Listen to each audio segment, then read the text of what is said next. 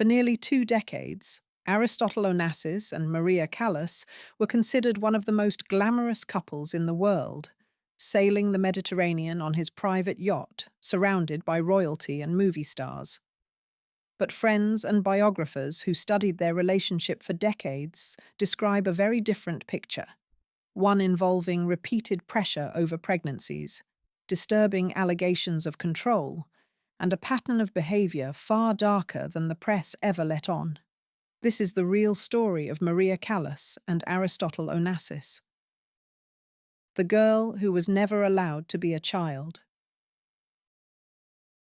Maria Callas was born Maria Anna Cecilia Sophia Kalogeropoulou on December 2nd, 1923, in New York City, the daughter of Greek immigrants George and Evangelia Kalogeropoulos. Her father worked as a pharmacist in the Washington Heights neighborhood of Manhattan, and by the time Maria was 5 years old, her mother had already recognized something remarkable in her daughter's voice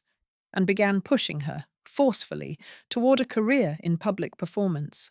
Maria's parents' marriage was already strained by the time she was a young girl, and the family dynamic surrounding her early musical training reflected that broader instability. Her mother, according to Maria's own later recollections, treated her daughter's singing talent less as a gift to be nurtured gently and more as a resource to be developed as efficiently and profitably as possible, arranging performances and lessons with a level of intensity that left very little room for anything resembling an ordinary childhood. George and Evangelia would eventually separate in 1937, by which point the pattern of pressure surrounding Maria's musical development had already been firmly established for years. That early pressure would come to define much of Maria's relationship with her mother for the rest of her life. She later spoke publicly and bitterly about a childhood she felt had been taken from her entirely, describing years that should have been spent playing and growing up like an ordinary child, instead consumed by rehearsals and performances arranged for her family's financial benefit. The relationship between mother and daughter never fully healed, and Maria would go on to say, in various interviews throughout her adult life, that she held her mother responsible for stripping away any semblance of a normal upbringing. In one particularly telling exchange documented by biographers, when Maria's mother wrote to her years later asking for financial help, Maria's reply was sharp and unforgiving, reflecting just how much bitterness had accumulated between them by that point. When Maria was 14, her parents separated, and she moved with her mother to Athens, where she continued her vocal training and eventually joined the Greek National Opera, earning a salary that helped support her family through the difficult years of the Second World War. Her natural talent was undeniable even then, but so too was the intensity of the environment she had grown up inside, one where her value to the people around her seemed to be measured almost entirely by what her voice could produce for them financially. By 1947, Maria had made her way to Italy, where she made her celebrated debut at the Verona Arena,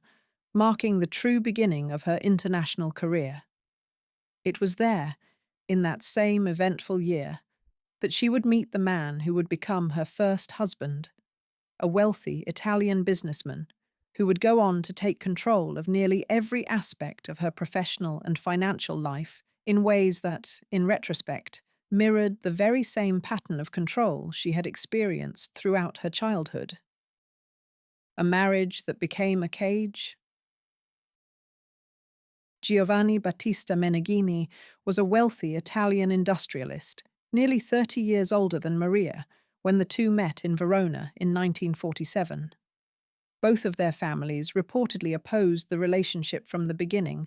Maria's mother unable to look past the significant age gap, and Menagini's own family concerned that Maria was, in their view, unsuitable for their son. Despite that resistance, the couple married in April of 1949, and Menagini quickly took over management of his new wife's rapidly rising career. The early years of their marriage did carry genuine benefits for Maria's professional development,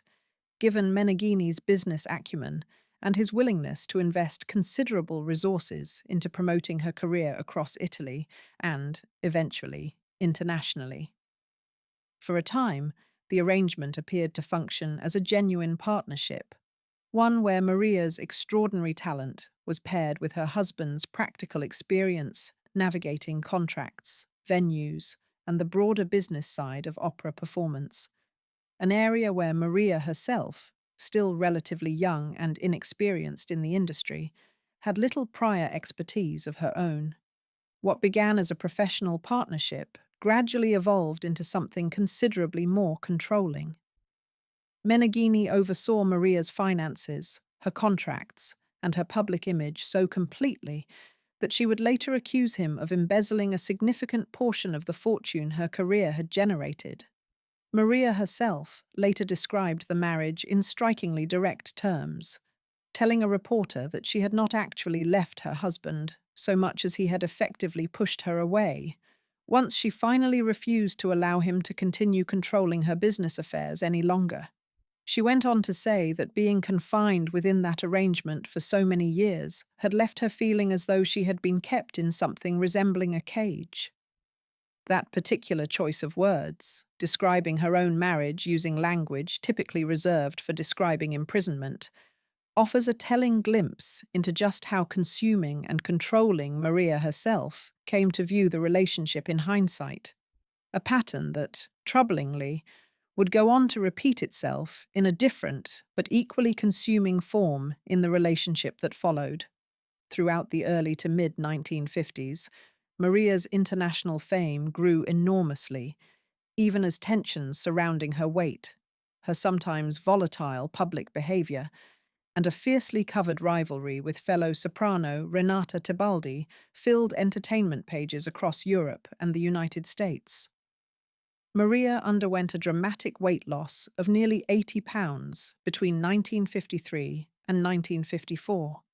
a transformation that some observers at the time speculated may have contributed to the gradual decline in her vocal quality that would become increasingly apparent over the following years,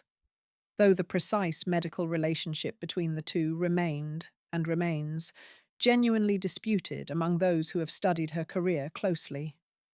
Somewhere in the middle of that mounting personal and professional pressure, in 1957, Maria was introduced to a man whose wealth and magnetism would soon eclipse everything else in her life. A Greek shipping magnate named Aristotle Onassis, whose own path to extraordinary fortune had been built on ambition every bit as ruthless as anything Maria had experienced within her own marriage. The man who collected beautiful things. Aristotle Socrates. Onassis was born on January 20th, 1906, in Smyrna, in what was then the Ottoman Empire, into a Greek merchant family. He would go on to become one of the wealthiest men in the entire world, building his initial fortune through a tobacco trading business before recognizing that the shipping magnates who transported goods across the Mediterranean and beyond were, in fact, earning considerably more than the manufacturers themselves. He shifted his focus entirely towards shipping, and by his mid-20s, he had already become a millionaire, eventually growing his fortune into the billions. Onassis's early life was shaped by considerable upheaval. His family had lived through the destruction of Smyrna in 1922, a catastrophic event during which one of his own relatives, an uncle for whom his son would later be named, was executed by a military tribunal. That early exposure to profound instability and loss may well have contributed to the relentless, almost single-minded drive Onassis brought to building his own fortune in the decades that followed, a determination to accumulate wealth and power so total that it would leave him virtually unmatched among his contemporaries within international shipping and business circles. Onassis married his first wife, Athena Tina Livanos, in 1946, the daughter of another prominent Greek shipping family. The couple went on to have 2 children together, a son named Alexander, born in 1948, and a daughter named Christina, born in 1950. On the surface, the Onassis household appeared to be a picture of enormous wealth and stability. But Onassis himself had already developed a well-known reputation throughout international social circles as, in the words of those who knew him, a collector of beautiful and famous women, a reputation that would go on to define nearly every major relationship of his adult life. That reputation was not simply a matter of casual gossip among his social circle. Onassis had, by the late 1950s, cultivated a lifestyle built around extravagant entertaining, and his private yacht, the Christina, named after his own daughter, became legendary within international high society as a floating showcase of wealth, hosting an extraordinary rotating cast of royalty, politicians, and celebrities from around the world. It was precisely this kind of glamorous, larger-than-life setting that would soon bring him into direct contact with Maria Callas,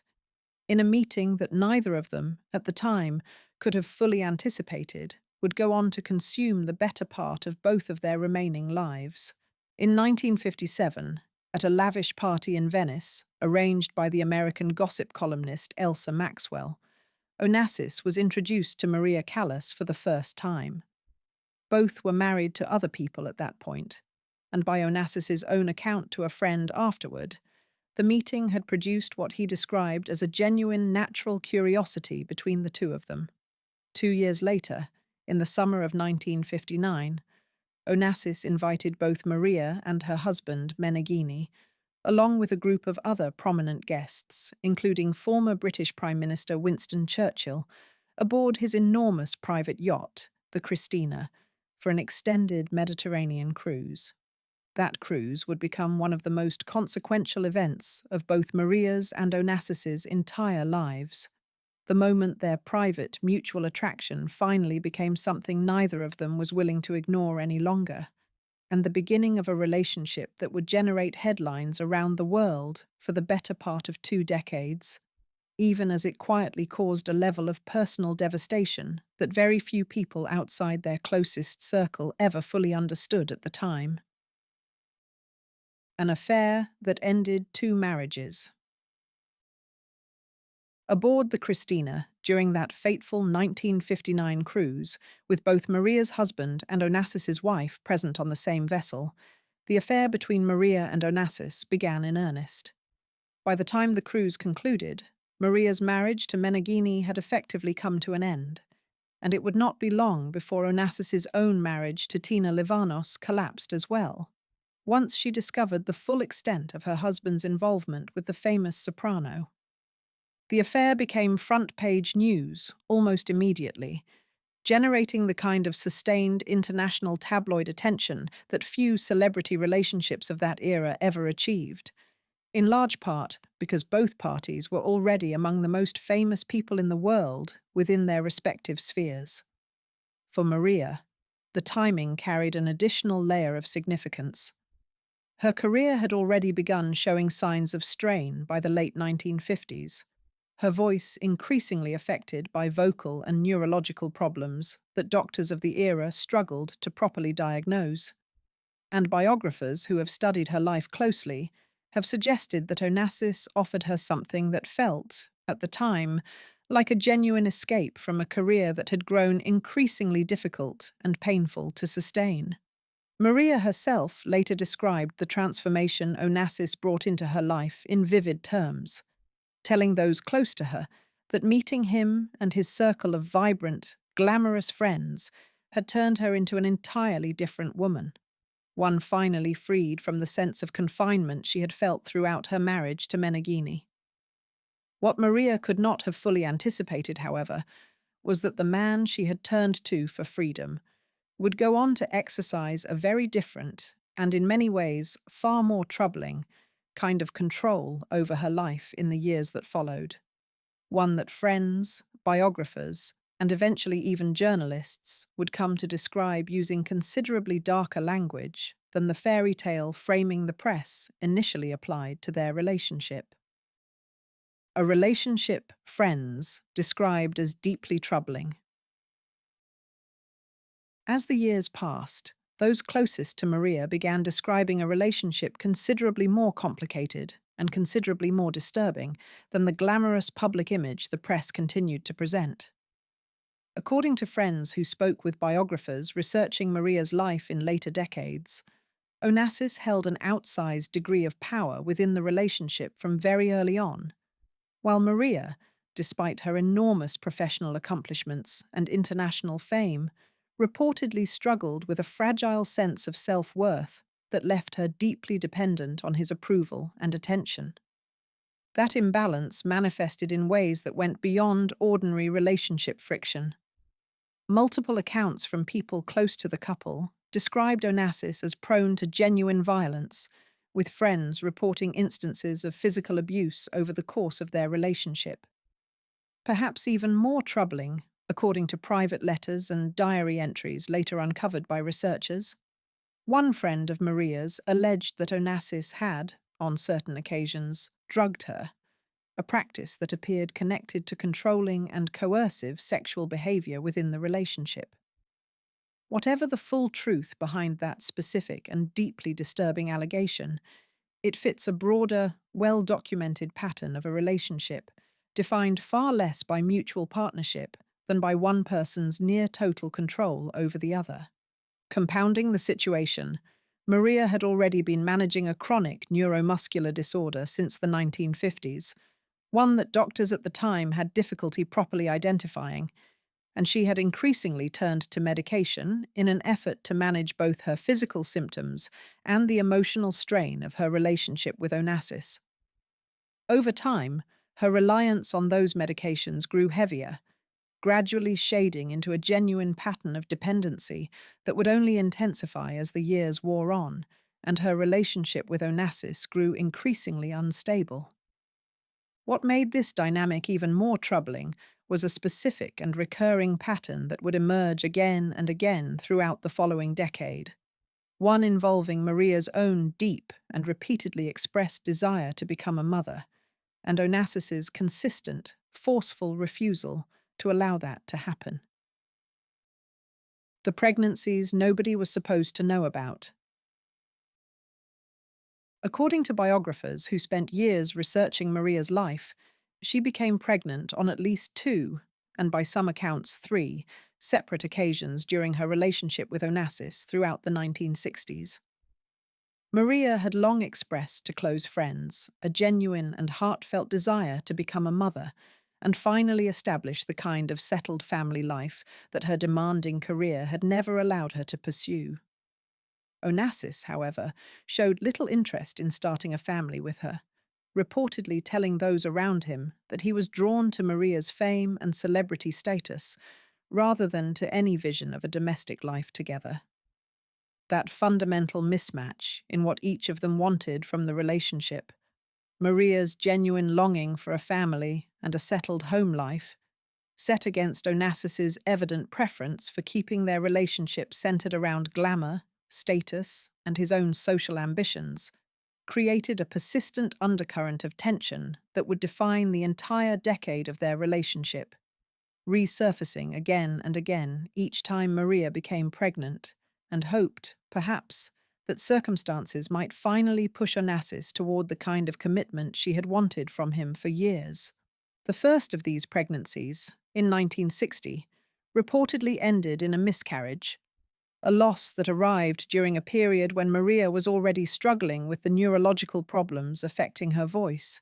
and had begun stepping back from performing in an effort to focus on building the family life she had always wanted. A second pregnancy, several years later, also failed to reach full term. Then, in 1966, according to Maria's biographer Ariana Stasinopoulos,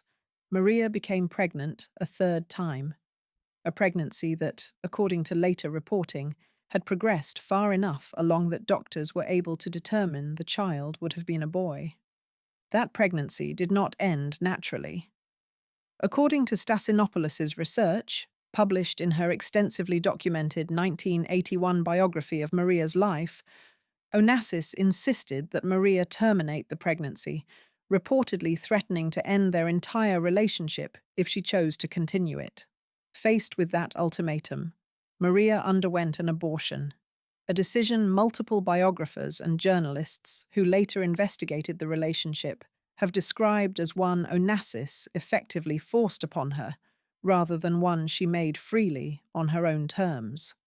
The New York Times would later report, in coverage from 1981, that the pregnancy had specifically ended at Onassis's direct insistence. Stasinopoulos, whose research into Maria's life drew on years of interviews with people who had known her personally, described this moment as something close to a genuine turning point within the relationship,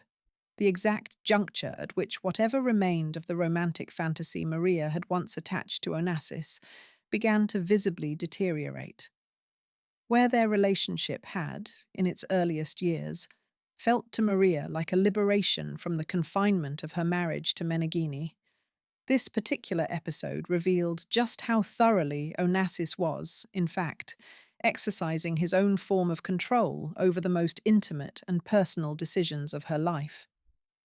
What made this pattern of behavior even more troubling, according to later reporting on the broader dynamics within Onassis's personal life, was that Maria was far from the only woman in his orbit subjected to this exact same kind of pressure. A pattern that extended beyond Maria. Researchers and biographers who later examined Onassis's broader personal history discovered that his pressure on Maria to terminate her pregnancy was not an isolated incident, but part of a much larger, deeply troubling pattern that extended across multiple women in his life. His first wife, Tina Livanos, had reportedly been subjected to that same kind of coercion during their marriage.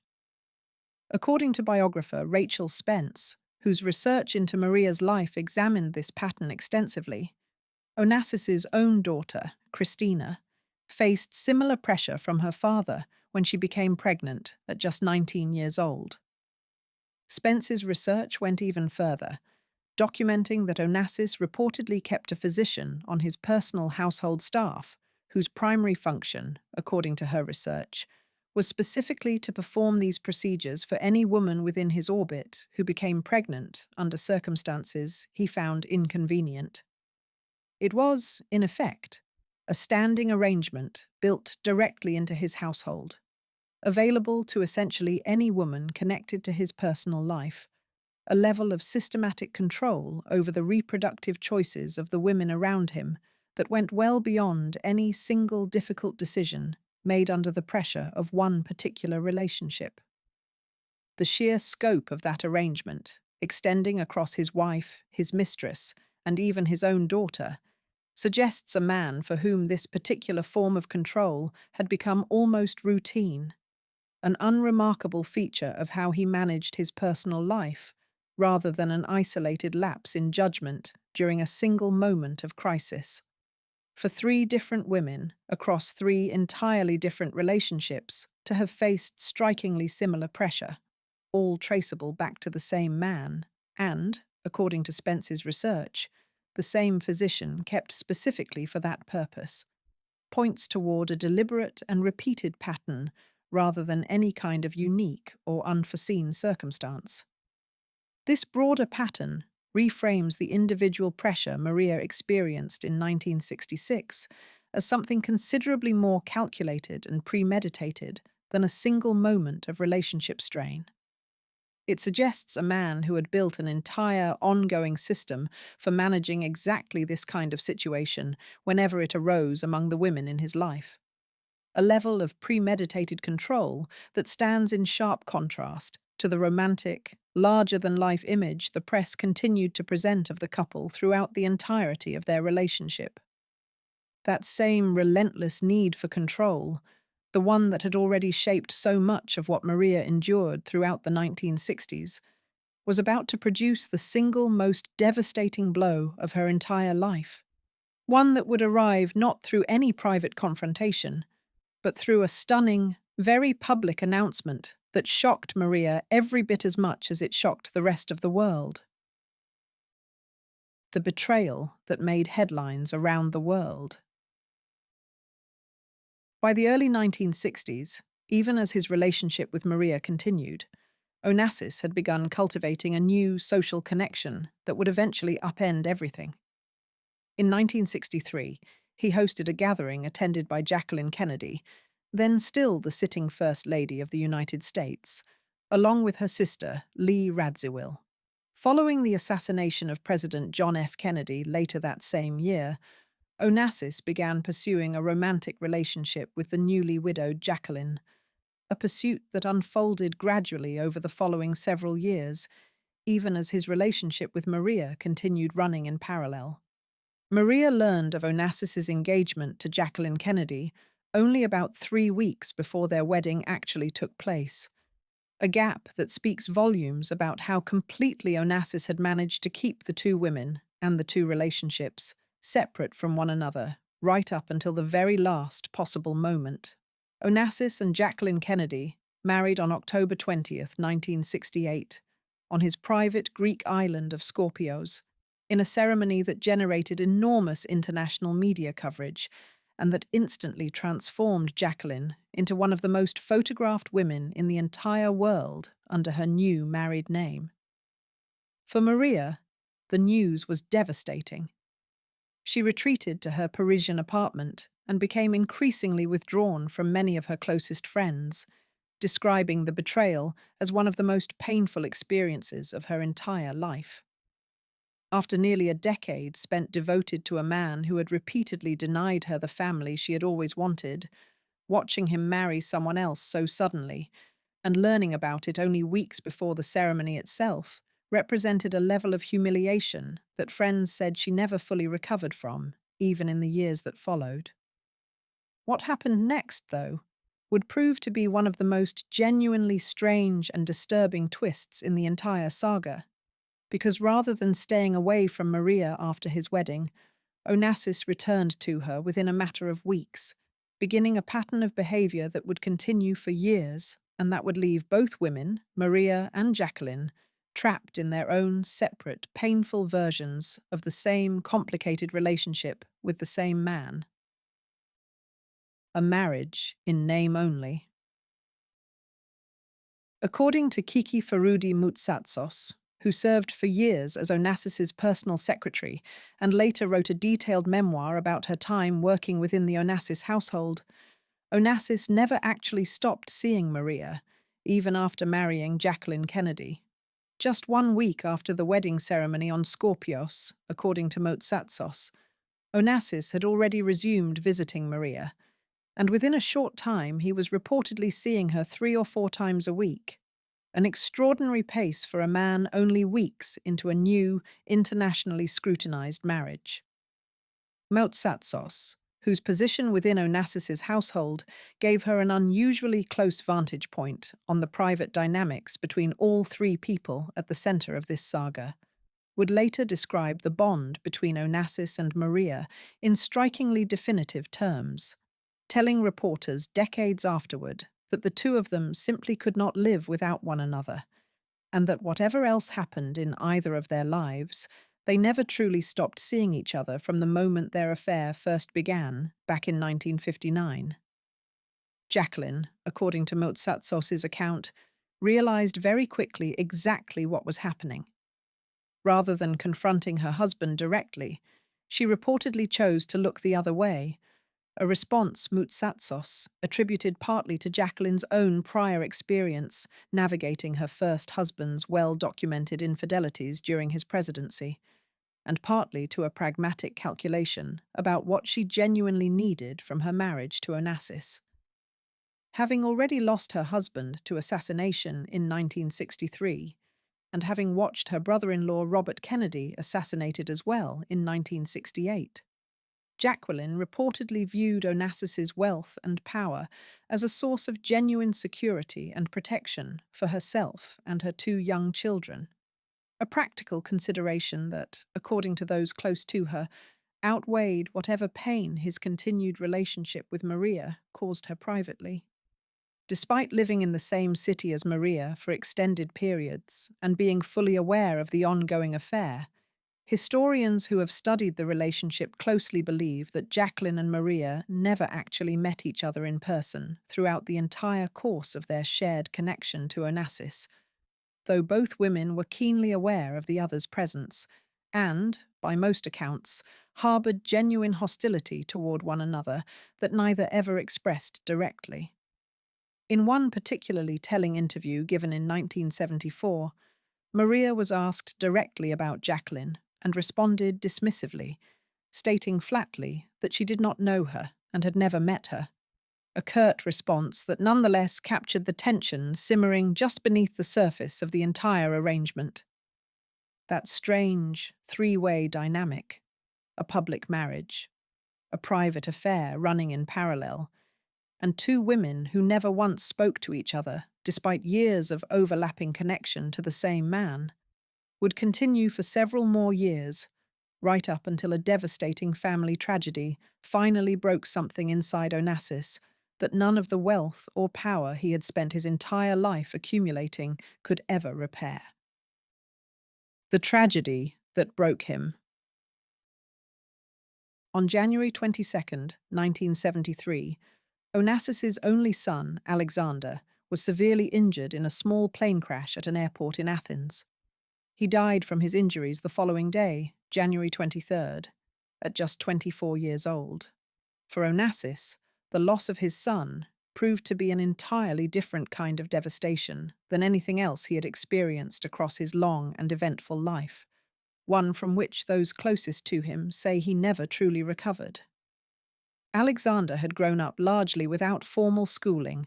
raised instead with private tutors, and, by most accounts, considerable independence from a young age, eventually taking on a leadership role within his father's aviation business. His death, arriving so suddenly and at such a young age, struck at the very heart of everything Onassis had spent his life building, not merely a personal tragedy, but the loss of the son he had always assumed would one day inherit and continue his vast business empire. According to Moutsatsos, Onassis's personal secretary, the death of Alexander fundamentally broke something within him that never healed. His already strained marriage to Jacqueline continued deteriorating in the aftermath, with Jacqueline increasingly spending her time in the United States rather than alongside her grieving husband. Maria, according to those close to the situation, took Onassis back during this devastating period, and the two spent considerable time together as he processed the loss of his only son, even as his health began a steady and irreversible decline that friends and family attributed directly to his inability to move past Alexander's death. The following year, 1974, brought Onassis another devastating loss when his first wife, Tina, the mother of both his children, died under circumstances suspected to involve a drug overdose. Between the loss of his son and the death of his first wife within the span of little more than a year, Onassis's own physical and emotional health continued its steep decline, and by early 1975, he had been hospitalized in Paris in a condition from which doctors held little hope of recovery. Colleagues who visited him during this period described a man who bore almost no resemblance to the commanding, energetic figure who had once dominated boardrooms and social gatherings alike, reduced instead to a frail patient whose once legendary vitality had simply drained away over the course of little more than 2 devastating years. A final goodbye denied. As Onassis lay dying in the American hospital in Paris in the early months of 1975, Maria reportedly called the hospital every single day, desperately pleading for the opportunity to see him one final time before the end. According to accounts from those close to the situation, Onassis's family, who had never approved of his long relationship with Maria, refused to allow her access to his hospital room during his final days. According to Moutsatsos, Maria did manage one secret visit to Onassis's private room before his death, though she reportedly already understood, having spoken with his doctors, that there was no realistic hope remaining for any kind of future together. Aristotle Onassis died on March 15th, 1975, at the age of 69, with Jacqueline still technically his legally married wife at the time of his death. Maria was not permitted to attend his funeral, which took place on his private island of Scorpios, according to arrangements made by his family. In the aftermath of his death, Jacqueline received an inheritance reported at around $150 million from his enormous estate. Maria, despite nearly 2 decades of devotion to a man who had repeatedly pressured her regarding her own reproductive choices, while simultaneously refusing to fully commit to a life together, received nothing at all from that same estate. For Maria, the loss of Onassis proved to be the beginning of the final chapter of her own life, one defined by an increasingly profound isolation that would only deepen over the following 2.5 years, ultimately bringing her own story to a quiet, solitary conclusion that stood in stark contrast to the glamorous, headline-dominating relationship that had defined so much of her adult life. A solitary end.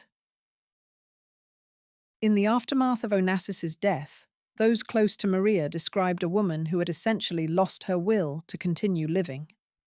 According to Moutsatsos, Maria stopped eating properly, stopped going out, and withdrew almost entirely from the friends who had once surrounded her, retreating into her Paris apartment with only 2 loyal household staff members for company during her final years.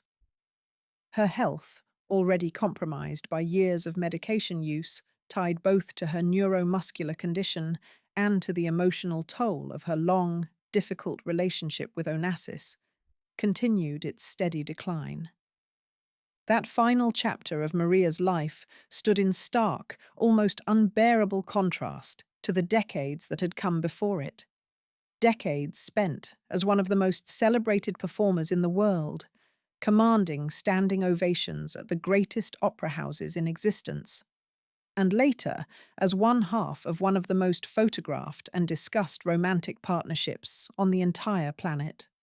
The woman who had once filled concert halls to capacity spent her final years largely alone, her once powerful voice and her once vibrant social world both having quietly slipped away from her in tandem. Maria made one final, largely unsuccessful attempt to revive her singing career in 1973 and 1974, embarking on a series of international recitals alongside her longtime collaborator, tenor Giuseppe Di Stefano. Critics generally agreed that both singers were well past the peak of their vocal abilities by that point, but the recitals nonetheless drew enormous, sold-out crowds of fans who had never forgotten the extraordinary talent Maria had once brought to opera houses around the world. It would prove to be her final public performance as a singer, closing out a professional career that had, by then, spanned more than 3 decades. On September 16th, 1977, Maria Callas died alone in her Paris apartment of a heart attack. She was 53 years old. Her death came just 2.5 years after Onassis's own passing, and those who had known her best throughout her final years described her final period of life as one of near-total isolation. A woman who had once commanded some of the most prestigious opera stages in the entire world, spending her last months largely cut off from the wider world she had once captivated so completely. A family curse that continued. The tragedy connected to Onassis's immediate family did not end with either his own death or Maria's. His daughter, Christina, who had already endured the devastating loss of her brother Alexander in 1973, her mother Tina in 1974, and her father in 1975, all within a span of less than 3 years, went on to face her own extraordinarily difficult adult life, marked by 4 failed marriages and a documented history of struggling with substance dependency. Following her brother's death, Christina had reportedly attempted to take her own life during a period spent in New York, an early sign of the profound emotional weight the accumulating family tragedies had placed on her. Christina's mother, Tina, had herself gone on to marry Stavros Niarchos, a rival shipping magnate and the widower of Tina's own sister, Eugenia, whose own earlier death had likewise been surrounded by disturbing and unresolved circumstances involving abuse and a reported overdose. That tangled, repeatedly tragic history, across multiple generations of the same extended shipping family, lends the entire Onassis saga an almost operatic quality of its own, layer upon layer of loss compounding across the very same small circle of enormously wealthy, powerful people. On November 19th, 1988, Christina Onassis died at a friend's home in Argentina at just 37 years old, with her death later attributed to fluid buildup in her lungs caused by an excessive use of barbiturates, a death that echoed, in painfully similar fashion, the same kind of medication-related decline that had marked the final years of both her own mother and Maria Callas. By the time of Christina's death, every member of Aristotle Onassis's immediate family, his first wife, his son, and finally his daughter, had died within a span of just 15 years, an almost unfathomable accumulation of loss for a single family, regardless of how much wealth or power they had once commanded. Looking back across the full, tangled history of the relationship between Aristotle Onassis and Maria Callas, a picture emerges that looks considerably darker than the glamorous, jet-set romance the press spent decades presenting to the public. Behind the yacht parties and the international headlines was a relationship marked by documented reports of physical violence, deeply troubling allegations involving coercion, a repeated and forceful pattern of controlling Maria's own reproductive choices, and a devastating public betrayal that Maria never fully recovered from, even after Onassis quietly returned to her arms within weeks of marrying someone else entirely. Reassessed through a more contemporary understanding of the dynamics that can exist between two people separated by such enormous differences in wealth, fame, and power, the story of Onassis and Callas reads far less like the sweeping, fated romance of popular imagination, and far more like a cautionary account of what unchecked control can do to even the most talented and celebrated person in the room. What the world once viewed as one of the great love stories of the 20th century, upon closer examination, reveals itself to have been something considerably more troubling, a story less about romance than about the systematic exercise of power over the people who loved him most. If you enjoyed this video, please like and subscribe to our channel so you never miss out on more fascinating stories.